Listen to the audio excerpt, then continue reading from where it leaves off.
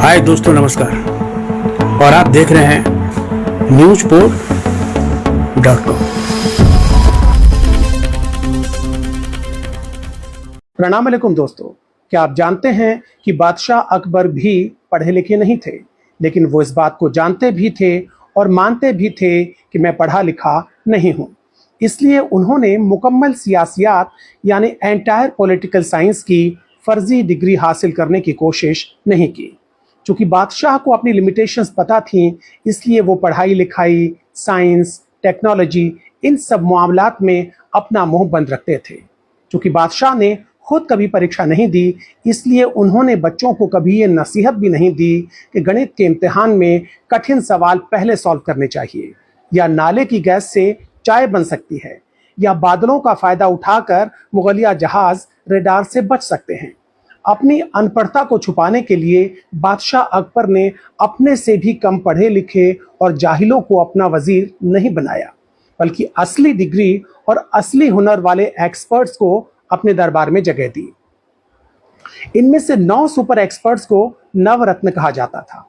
ये नवरत्न चूंकि एक्सपर्ट्स थे, इसलिए बादशाह इनसे सलाह लेते थे, सलाह देते नहीं थे, और देते भी तो नवरत्न फालतू की सलाह को एक्स्ट्रा टू ए बी मानकर इग्नोर कर देते थे। दूसरी बात अकबर बादशाह में यह खास थी कि वो सही आदमी से सही काम लेते थे। मसलन राजा टोडरमल एडमिनिस्ट्रेशन और रेवेन्यू के एक्सपर्ट थे और तानसेन संगीत के। तो अकबर बादशाह ने कभी तानसेन से ये नहीं कहा कि आप रेवेन्यू संभालिए, राजा टोडरमल गीत गाएंगे।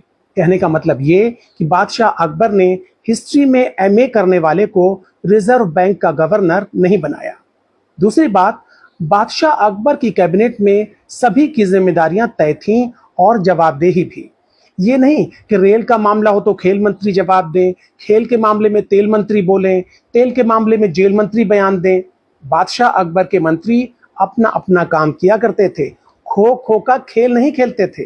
बहरहाल बादशाह अकबर ने सड़कें बनवाई, शानदार इमारतें बनवाई, सराय बनवाई, बहुत कुछ बनवाया, लेकिन जीते जी अपने नाम से जलालुद्दीन मोहम्मद अकबर स्टेडियम नहीं बनवाया। उन्होंने कभी अपनी नाकामी का ठीकरा अपने बाप हुमायूं के सर पे नहीं फोड़ा। अच्छा, अकबर के दरबार में हमारे एक पूर्वज व्यंग्यकार यानी सैटारिस्ट भी थे, आप जानते हैं, उनका नाम था बीरबल।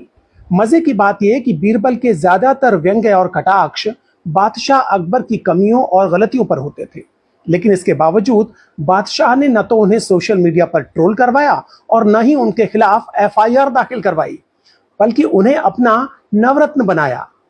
बादशाह अकबर भी दिखने में अच्छे नहीं थे, लेकिन उन्होंने न तो प्लास्टिक सर्जरी करवाई और न ही रोज 2 घंटे मेकअप के लिए दिया करते थे। हिंदुस्तान का शहंशाह होने के बावजूद बादशाह अकबर दिन में 5 बार कपड़े नहीं बदलते थे। बादशाह अकबर गलत फैसला देने के लिए मुंसिफ और काजी पर दबाव नहीं डालते थे, रियाया से किए हुए वायदों को भूल नहीं जाते थे, सब कुछ एक्चुअल और ओरिजिनल करते थे, पुरानी योजनाओं के नए नाम नहीं रखते थे। और सबसे बड़ी बात कि बादशाह अकबर ने मजहब को हमेशा सियासत से अलग रखा। अपनी प्रजा में उन्होंने कभी धर्म के आधार पर भेदभाव नहीं किया। उनके 9 में से 4 रत्न बीरबल, मानसिंह, टोडरमल और तानसेन हिंदू थे, और बाकी सब भी हिंदू मुसलमान करने वाले लोग नहीं थे, बल्कि फैजी ने महाभारत और गीता का फारसी में अनुवाद किया। और रहीम के बारे में, अब्दुल रहीम खान के बारे में तो सब जानते हैं कि वो ब्रजनंदन भगवान श्री कृष्ण के अनन्य प्रेमी थे। तो इस तरह बादशाह अकबर ने साबित किया कि राजा अनपढ़ होते हुए भी महान हो सकता है, बशर्ते उसका दिल साफ हो और सोच बड़ी हो, बशर्ते राजा झूठा, मक्कार, धोखेबाज और नफरती न हो। हाय गाइस, मैं हूं परम सिंह। नमस्कार दोस्तों, मैं हूं मुकेश ऋषि। हाय, मैं हूं गोविंद नामदेव। नमस्कार, मैं हूं विक्रम भट्ट। हाय, मैं हूं नीरज सूद और आप देख रहे हैं और आप लोग देख रहे हैं और आप देख रहे हैं और आप देख रहे हैं newsport.com।